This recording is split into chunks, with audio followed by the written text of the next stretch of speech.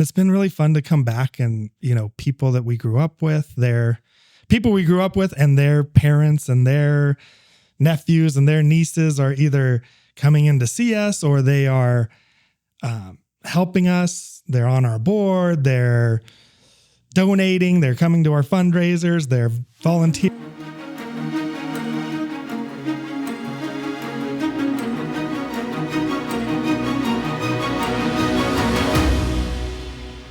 Welcome to Shaping the Basin. I'm here with Kylan Taylor from... Hi.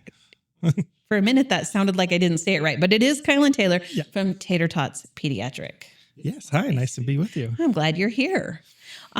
Let's just jump in. What do you do at TaterTots? What do we do at TaterTots? That's a good question. We do, we're a pediatric therapy clinic. So we do speech therapy, physical therapy, and we just recently brought on our first occupational therapist. So we have those three therapies and we work with children birth to 18 and their families. And then we do also some community programs as well. So we do a bike camp, an annual bike camp. We do a social skills gaming club. We've done a parent/caregiver support group, and we're just building programs as well. So that's kind of us in a nutshell. Nice. Yeah. And you do the speech I am therapy. the speech therapist. That's me. Yeah. What made you get into that? Oh man, So I was in school. I was in college. I was going to be a teacher. I was in the education program, elementary education. And I got to like my senior year and I was like, I don't want to be a teacher anymore. I just didn't.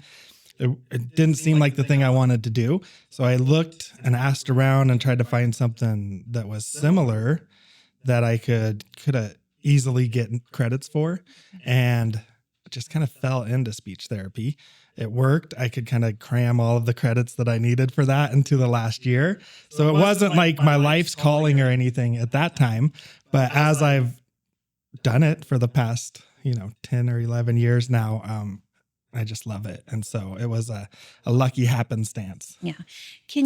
I think there's probably a lot of people out there that have not had to have any kind of speech therapy. Yeah. Is there, and I know there's some privacy things, but is there a story you could tell that would highlight what you do and why it matters? I think that's what I want to know. No, I love it. That's a really good one. I want a good story. A good story. Let me think for a while. I have a couple that come to mind. These are actually from a while ago. So these are but they've always stuck with me in the back of my head. So I had one kiddo I worked with and he was 10 or 11 years old. And he had apraxia of speech, which is your mouth doesn't do what your brain tells it to, basically. So he had pretty severe apraxia of speech. And a lot of his conversation kind of sounded, That was kind of how he talked. And we worked very hard and he made a lot of progress and was doing really well. And this was when I was working in Eugene and I was getting ready to move to Klamath Falls. So I was making that transition and his dad said, well, nobody has ever taken this much time with him or worked this hard with him. And he's made so much progress. And he's just like, we're so grateful for you. And then he gave me a little Pokémon stuffed animal. And the dad said, he thought since you're moving, you're going to need a friend with you when you move. And that always hangs. It's still in my office to this day. He goes with me everywhere. And so that one always just sticks out with me because he was a kid who had a lot of trouble with his communication. And I don't always know if what I'm doing, how helpful it is or effective it is, but for that family to just be so grateful and for him to be that attached and just have that kind of reaction when I was leaving and be thinking about me, that just really stuck with me. So that was a really good one. That's awesome. Yeah. Here I'm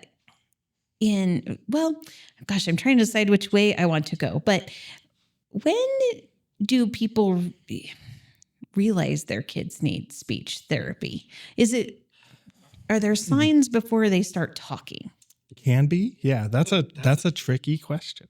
As far as speech therapy goes, I think the biggest thing that they kind of noted that families notice at first is just that they're not talking. That's what I get a lot of. They're 2, 2.5, and they're not talking.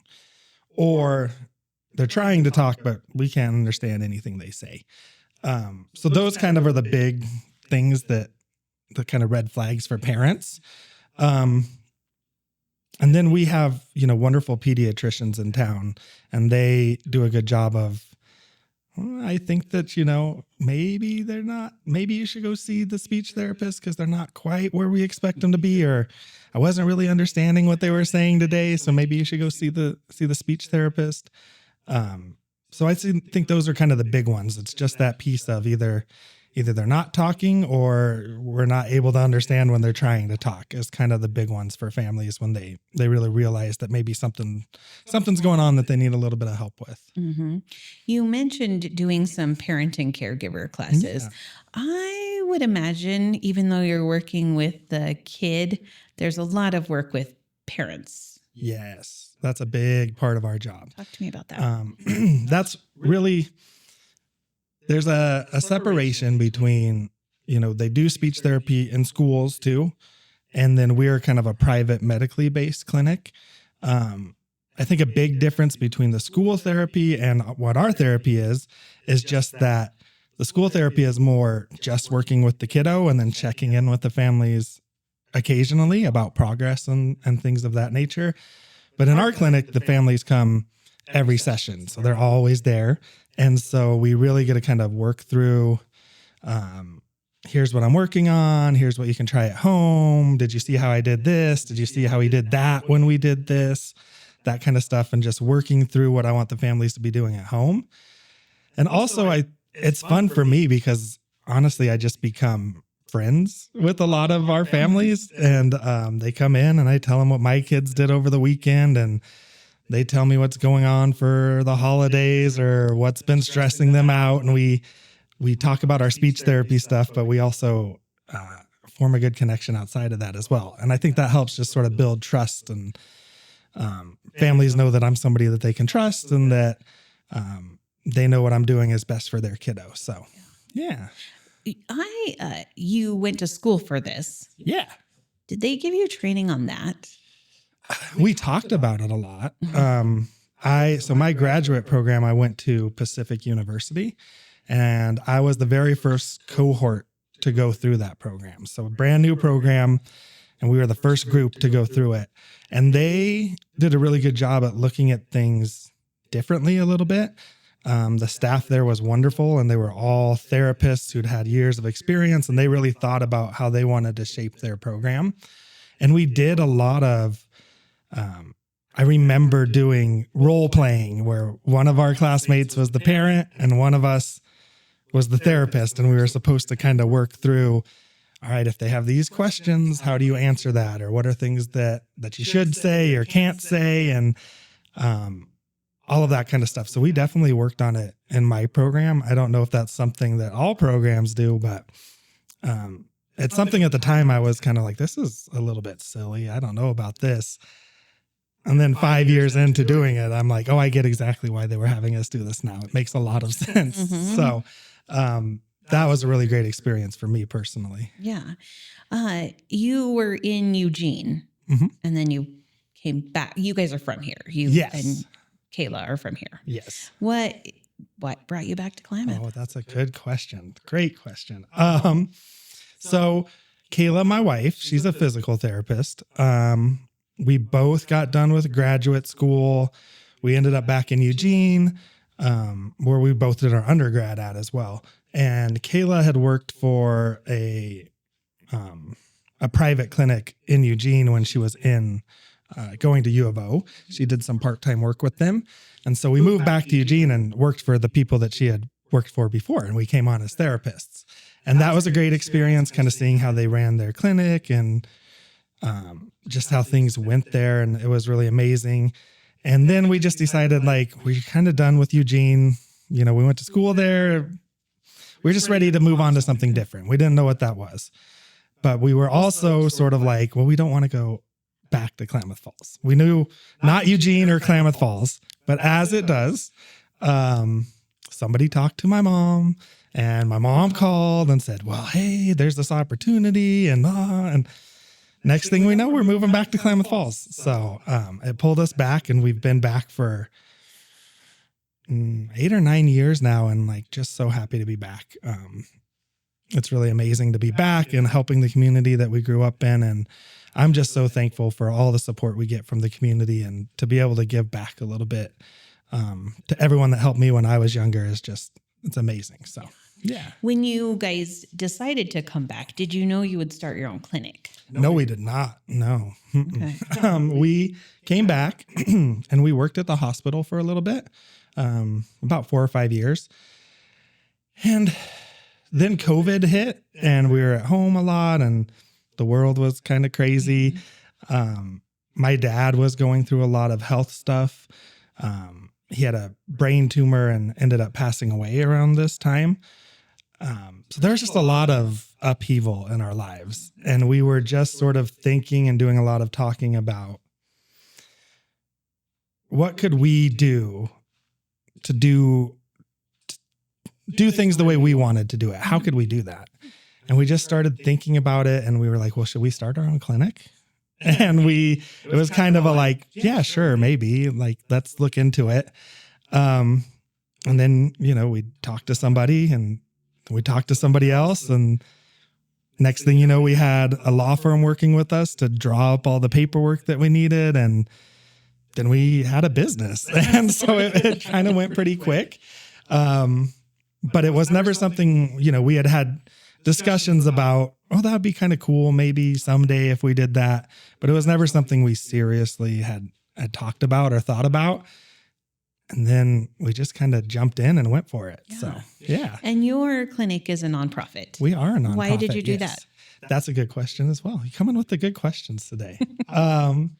So we knew, first of all, just kind of knowing our area in Klamath Falls and the patients that we work with and the families we work with, we knew we were going to have a lot of Medicaid patients, Medicaid recipients as patients. And the reimbursement rate for that can be a little bit lower, but we definitely weren't going to turn any of those families away, or any of, like, our whole mission was to help those families. So that was part of it. On the business side was thinking we might need a little bit of help staying up and running once we get up and running. And then the other piece of it was that we wanted to be able to do more community programs outside of just our daily therapy. And we thought a good way to do that was, well, if we want to do a bike camp, maybe we can find a grant that can help us do that. And then we can, we don't have to worry about taking it from TaterTots. We can kind of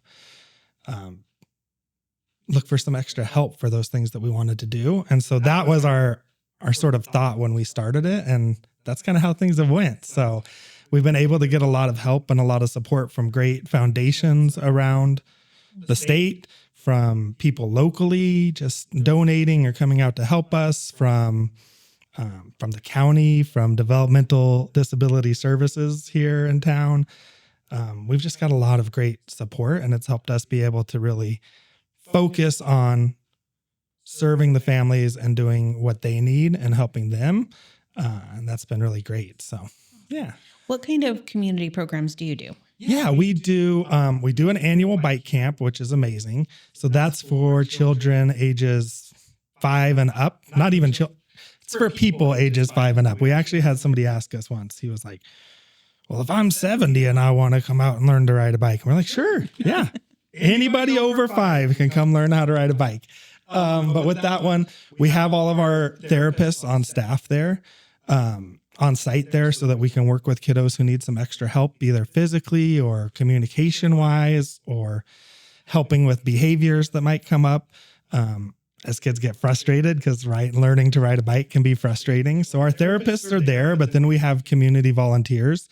A lot of awesome high school students and college students have come out and helped us, and just people from around the community.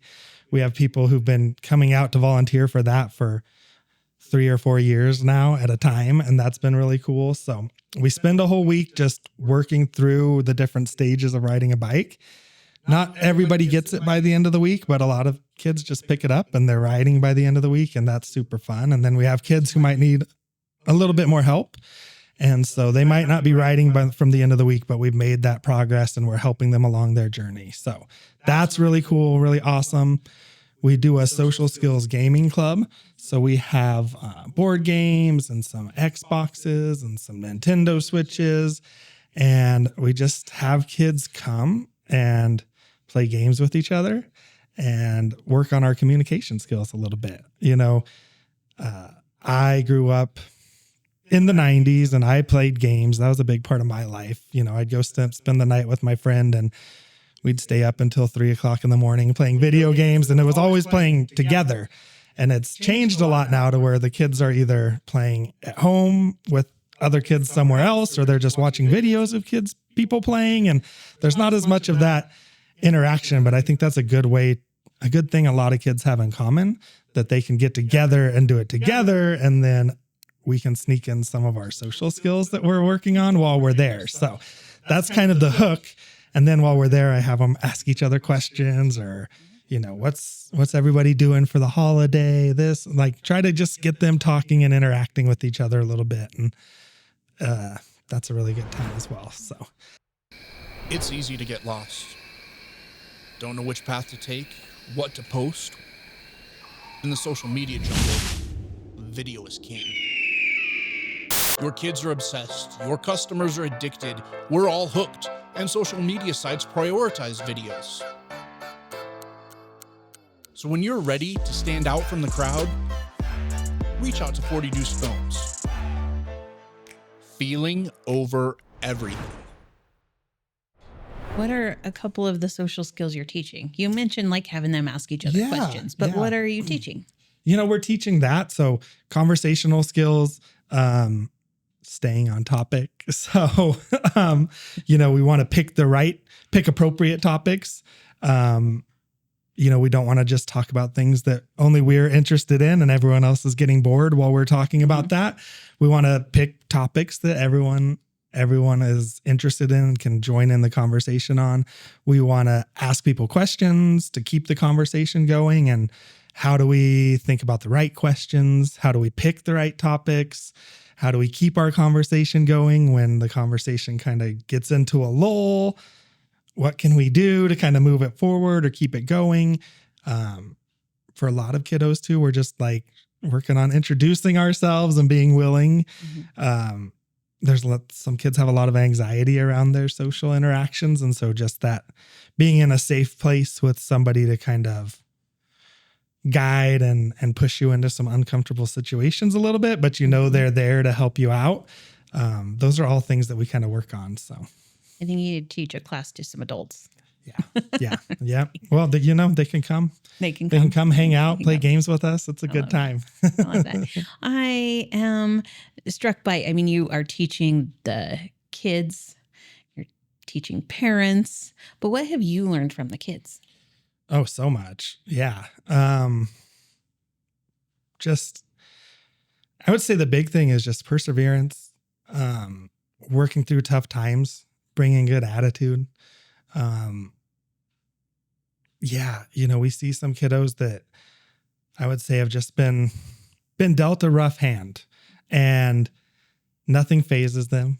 They come in, they have a smile on their face. They're ready to work every day. There's days where we're I'm tired. Oh, it's been a long week. As soon as they come in with their smiles on their faces, we're okay, well, we got to match that energy and we got to get our energy up. And I think that's the coolest part. And the biggest thing to take away from the kiddos is how much work they put in, even when it's hard, even when they don't want to. They work really hard. And that's a really, really big thing for us to take away. Mm-hmm. Everybody, I think, is somebody's always dealing with something maybe harder than what you have going on. And sometimes you just got to get through it and put a smile on your face and have a good attitude about it. So, yeah. Is it unusual for a rural community like ours to have a clinic like yours? Yes. And access to those services? Yes. Mm-hmm. I would say that this isn't, this isn't a typical clinic that you would see in every town. It's usually in the bigger towns, bigger cities. So we're a little bit unique, but that was part of what we wanted to do. We wanted to be unique and be here for our community and make sure that the kids and the families here had somebody in their corner and had somebody locally, because otherwise they're, traveling at least to Medford, if not Eugene, if not Portland, to get similar services to what we can provide here. So for us to be here, I think it's a really great thing for the community that we're here, but it's really great that the community's embraced us and been so welcoming, and we've been able to keep it going and make it work. So it works both ways for sure. We're incredibly blessed. What has it been like to have the helping the kids part that you're passionate about, but also have to do all the other stuff? Yeah, that's a really good question. I would say for me personally, it's been fun. It's been really good. I have a very full schedule with kiddos, and that's great. That's my passion. That's what I like doing. But sometimes you get a little bit overwhelmed, a little bit tired. You're kind of doing the same sorts of things every day. For me personally, I like to be able to do the business piece of it, or do some networking and go meet with somebody and talk about what we're doing and do interviews like this.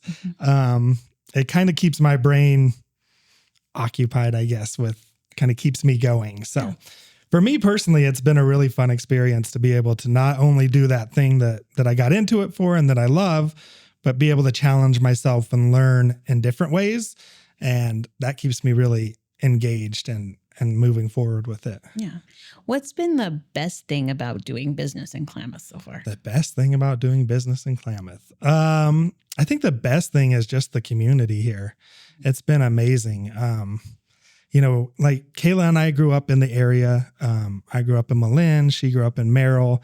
So we're Basin locals.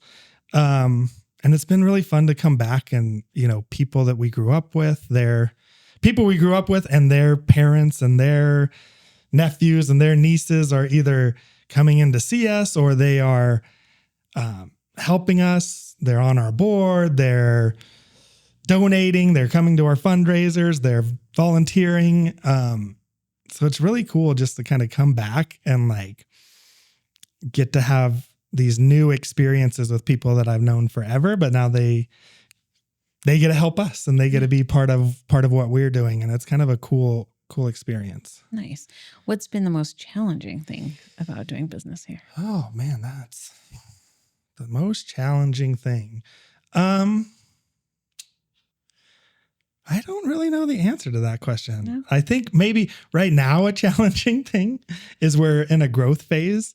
So that means bringing on new therapists. And that's kind of a tricky thing because there's only so many qualified therapists for what we do in the area. So finding new employees can be kind of a challenge because it's very specialized. And we also want somebody to be the right fit for us, and we want them to be with us for a long time. So that's kind of a challenge a little bit just because there's only so many people that either live here or are willing to live here that have those requirements that we need for our job. Or we're also growing and looking for space. And that's been I think that's a challenge everywhere, but that's been kind of tricky as, trying to figure out what kind of space is going to work for us and finding it and seeing if there's something available in town. That's been a little bit tricky. So sure. The growth phase for us has been not hard, but just more tricky and challenging than our original startup phase. So sure. Yeah. That would make sense. What do you wish people knew about the work you do? I wish that people just knew. I think the big thing is that our work can be hard and draining on us as therapists. We're people as well, and we have families and we have all sorts of other things going on. And what I get a lot when I tell people that I'm a speech therapist, or even if they see what I do, I get a lot of like, well, that's so fun. You get to play with toys and kids all day. Isn't that such a fun job? And that is 100% true. Like I get to play Sorry and Uno and all sorts of fun things throughout the day. But we are very close with our patients and our families. And that's not always easy for us to deal with emotionally. There's a lot of heavy stuff that comes along with it. Severe diagnoses. Every once in a while, we have patients who've passed away. That's a big weight on us. So all of that to say, we love what we do and it's fun and it's great. But it's kind of hard to all day, every day isn't fun. Yeah. There's hard times and it's a lot of weight on us sometimes. And I don't know. I guess that would just be one thing I want people to know is that it's great and it's amazing, but it's also a lot of hard work and there's, a lot that goes into it. So what do you do to take care of your mental health when it's rough? I don't know. I mean, work more? Fish. I like to fish in the summer. I like that. Growing up here, going out up in the mountains and fishing on Dairy Creek and Sprague River and out in that area was something that I did with my dad a lot growing up. And so being able to move back, and now we have 2 boys of our own, a 6-year-old and a 9-year-old. And so just getting out to go take them fishing and get them into it and following all their sports and stuff that they're getting into, it keeps us busy. Sometimes again, exhausted overall, but I think just sort of that piece that's separate, that we're just living our own life too. Just sort of helps recharge a little bit. So, yeah. Makes sense. Well, there's probably dozens more things I could ask you. We are coming close to the end of our time. All right. I know. If I gave you $250,000 to do something in our community to make a difference, what would you do with it? $250,000. Oh man. That's a good question. I would, what would I do? I would just continue to look into, I think, opportunities to help the community. So I don't know exactly what those would be off the top of my head, but we have ideas for different like programs and stuff that we've thought about that we would like to implement, or different things that we want to do and to help our families that we work with, but also just help the community as a whole. And I also think it's important in our work with children with disabilities, they're children. Mm-hmm. And so we want them to be engaged and part of their community and with their peers as well. So just finding, what's important to them, what's important to our families, and figuring out how we can create something that can like help them out and bring everybody together, and how we can help in some sort of way. Yeah. I don't know if that's a great answer. That's a great answer. It's good. Tell me about one of your role models. One of my role models. Oh, man. I'm going to have to think about this for just a second. Okay.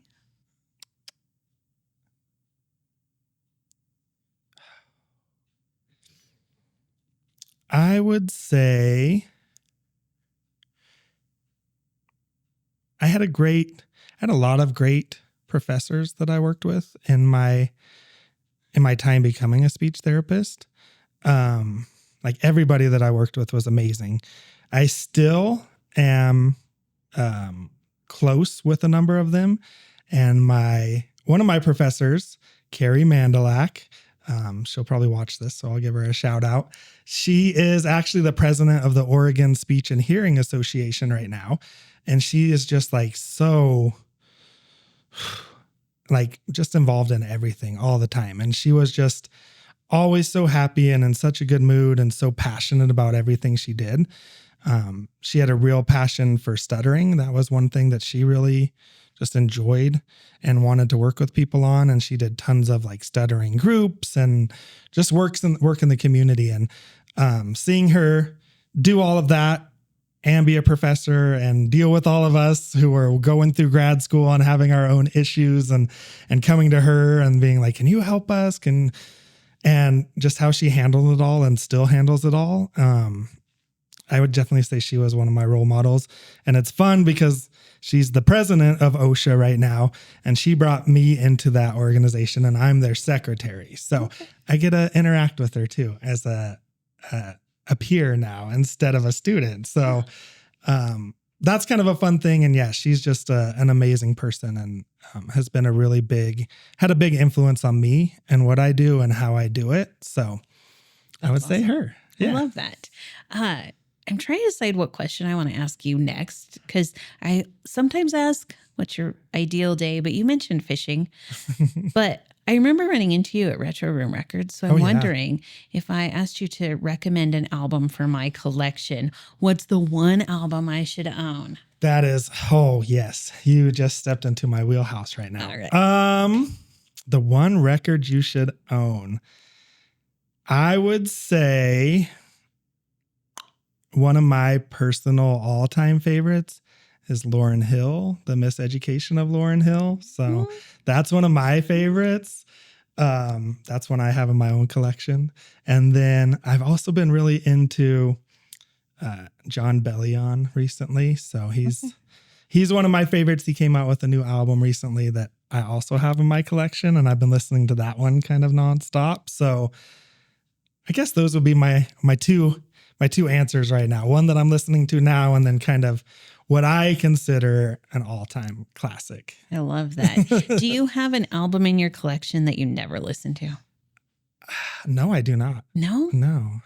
I kind of, I'm a little bit newer to this collecting, Me too. this That's record thing.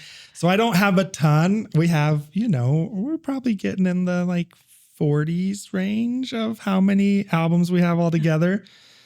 But, so we kind of just go through and we cycle through them. So there's not one that gets left out. And I've also been very purposeful and mindful in which ones that I pick. Yes.